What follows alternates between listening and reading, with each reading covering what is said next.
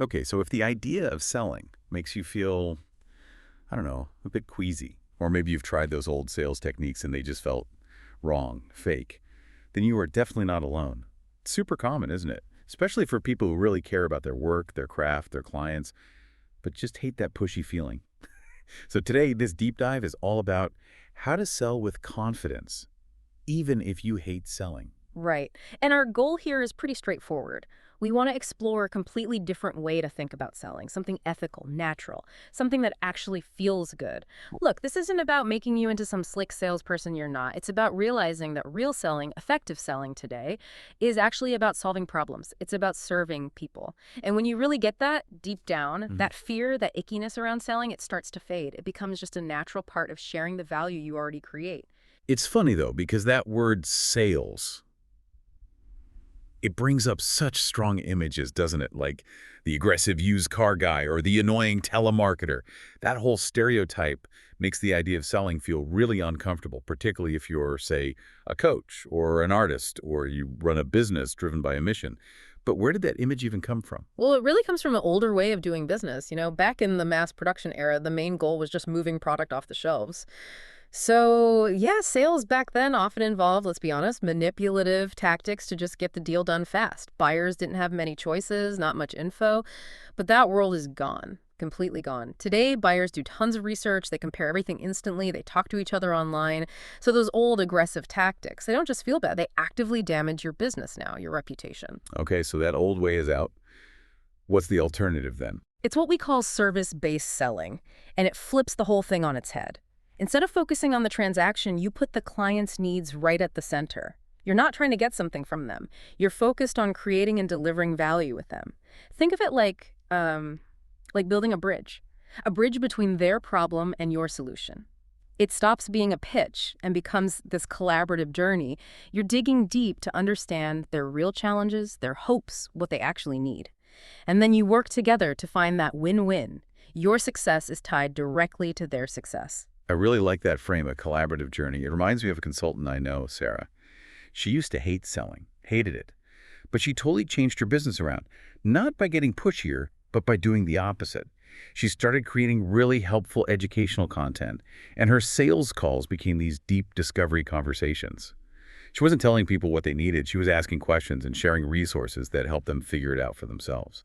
Exactly. That's the perfect example. Sarah didn't get more aggressive. She got more helpful. And what happened? Her conversion rate actually doubled in about 6 months.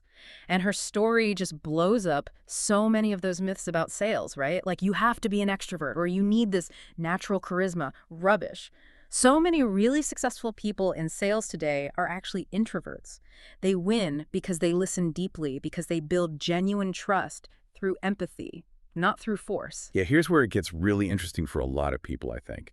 Because we carry these beliefs, don't we, that you have to be persistent to the point of annoyance, or that sales is some kind of natural gift, you either have it or you don't. That being pushy gets results. And those myths are exactly what hold us back from just being ourselves. They absolutely are. Look, sales confidence isn't this fixed thing you're born with. It's much more like a muscle. You build it with practice, with intention. Think about it like this. You start by acknowledging what you're already good at. Maybe you're a great listener or you're naturally empathetic. Start there. Then be honest. Where are the growth areas? Maybe it's hard to start the conversation, or maybe handling objections feels awkward. Okay, fine. And finally, you adapt. You try different approaches, you pay attention to what works for you get feedback, and you just keep refining. It's a constant cycle of learning and adjusting. So it's about amplifying who you already are, not trying to be someone else. And I guess a big part of that confidence comes from truly believing in what you offer. I often suggest people keep something like a value journal. Actually write down the positive results clients got, the testimonials, the difference you made. It sounds simple, but having that concrete evidence, it's like a confidence cornerstone you can lean on when you feel shaky. That's such a great point because the core mindset shift is moving from I need to sell this to how can I share value here? Every conversation becomes an opportunity to help, to make a positive impact. And a really practical way to do this is with what we call permission-based language. Instead of just launching into your thing, you ask, Would it be helpful if I shared how we've tackled similar issues for others? Or is now a good time to explore that a bit more? It respects their space, their autonomy. It makes them feel like a partner, not a target. And finding your authentic voice. Just pay attention to how you talk about things you're genuinely excited about. Bring that energy. You could even try some daily affirmations like, I create value in every interaction, or my success helps others succeed. I'm curious about people's challenges. My authentic self is my best asset. Every chat is a chance to serve. And that whole approach, focusing on service, that's what builds real sustainable success, right? Those longer-lasting relationships. It's about building partnerships based on trust and mutual value, not just chasing the next sale. Absolutely. And that changes how you even measure success. Forget just looking at revenue or how many deals you closed this month. Start tracking things like, are my clients actually getting the transformation they wanted? How long do relationships last? Am I getting good referrals? What's the real value I'm creating beyond the invoice? How do I feel about these interactions? Think about James, a financial advisor. He stopped obsessing over AUM and started measuring client understanding and positive financial habits. His retention shot up to 90% and referrals flowed in.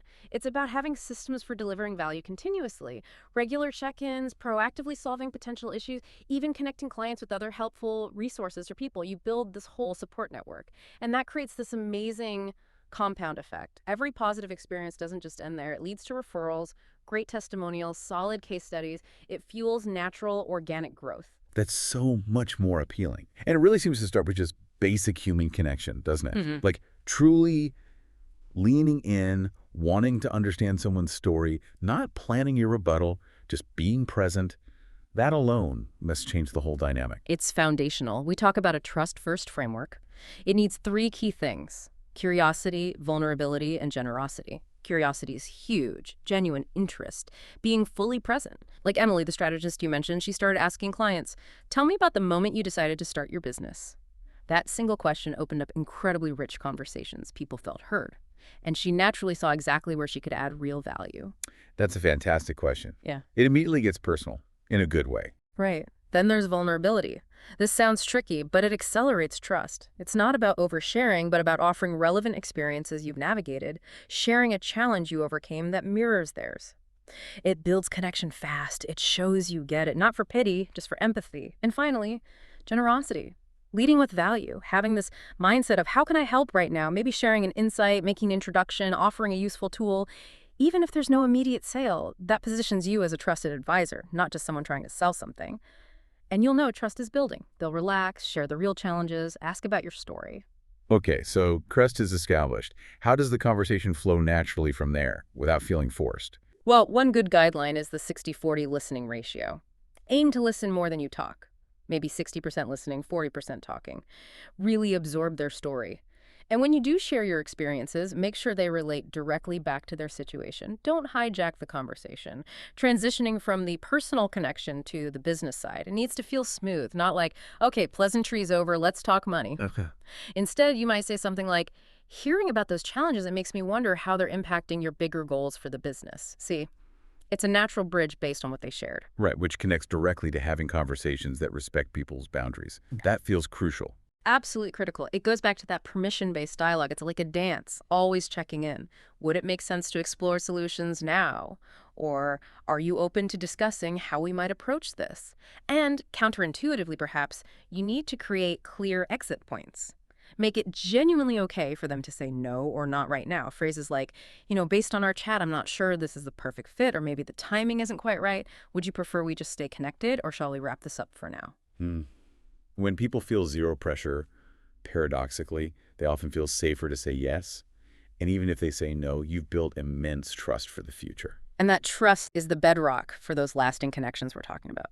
It's everything. You could even use something like a 3-touch warm-up system before you even think about a sales call. First touch, recognition, engage with their stuff online, leave a thoughtful comment, show you're paying attention. Second touch, relevance. Share something genuinely useful, an article, a tool, maybe connect them with someone relevant, no strings attached. Third touch, resonance. Offer a specific insight tied to something they've shared or a goal they have. Maybe point them to a relevant case study. It's about building rapport and demonstrating value up front. And think long-term value, too, being a connector, sharing insights, building that supportive ecosystem. It creates this relationship compound interest.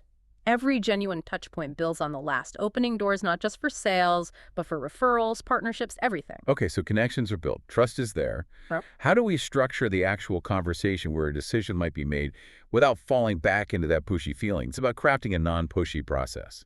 Exactly. Shifting from a meeting that feels like pressure to one that feels like collaborative exploration. The client-centered approach usually has three phases: discovery, exploration, and then alignment. It's totally different from a rigid sales funnel. The pace is set by the client's comfort, not your timeline. The goal is mutual understanding, not just closing. Decisions come from clarity, not scarcity tactics. That sounds much less stressful for everyone involved. It really is. So in discovery, you're focused on those aha moments for the client, asking questions that help them see their challenges in a new light. Sometimes using simple visuals helps, like shared notes or a quick diagram on screen. It makes things tangible, and the follow-up is agreed upon. Okay, I'll send you a summary of our chat today and maybe that resource we talked about by Tuesday. Does that sound good? Always get agreement. Then exploration. This is where you ditch the pitch. Instead, you acknowledge the specific things they've shared, you reflect together on the implications, the risks, the opportunities, and then you collaboratively shape potential solutions. It's co-creation. And the final piece? Alignment. This is about building confidence in the decision, making sure everyone's crystal clear on what success looks like, how you'll work together, what the next steps are. It's about mutual commitment. And if hesitation pops up, we use the pause method. Just a mental check. Presence. Be here now. Acknowledge their feeling. I hear your concern about X. Understand. Ask questions to get to the root cause. Share relevant info or options.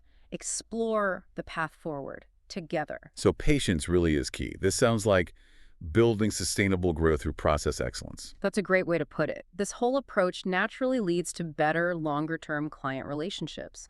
Follow-up isn't chasing. It's continuing the partnership, sharing value, and your metrics should reflect that. Focus on client results, referrals, relationship depth, even your own satisfaction. Document your process, your best questions, your permission phrases. Make it your personal playbook. And check in on that process regularly, maybe monthly or quarterly. Does it still feel authentic? Is it working? Keep refining. Okay, let's shift to confident lead generation. If we're not being pushy, how do we find new clients? It sounds like it should feel more like naturally connecting with people who need your help. That's exactly the feeling. Your strategy should blend three things. One, your natural way of communicating. Two, where your ideal clients actually hang out. And three, the unique value you offer. It turns lead gen from a chore into just helping people.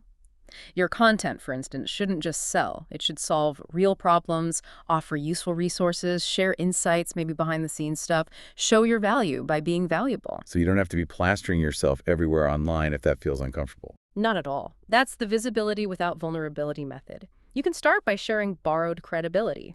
Talk about client successes with permission. Share interesting industry research. Curate insights from other experts. Remember Sarah, the consultant? She built her authority by sharing detailed case studies about how her clients solved problems, focusing on the practical steps. She became known as a helpful resource before people even thought about hiring her directly. Trust comes first, then the leads follow naturally. That feels much more achievable. And how does networking fit into this? Does it have to be those awkward events? No way. Think strategic networking that serves. Basically, apply that three-touch warm-up system to meeting new people. First touch, recognition. Engage thoughtfully online or in person. Add value to the conversation. Second touch, relevance. Share something useful. Make a helpful introduction. Be a connector. Third touch, resonance. Offer a specific insight related to their world based on what you've learned about them, and keep notes. Simple notes help you remember details and build on previous conversations authentically. Shows you actually listen. So you're building this ongoing lead attraction system. Exactly. Maybe map out a simple value-driven calendar, like one helpful article a week, maybe participate in one relevant online group monthly, share a major resource quarterly.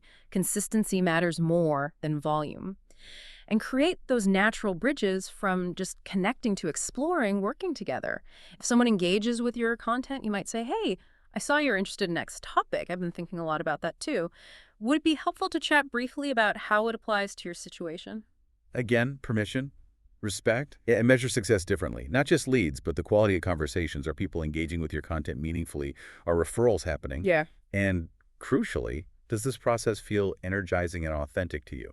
Okay, we've done the work. Built trust, crafted the process, attracted leads naturally. But now, The close. That moment still gives people anxiety, right?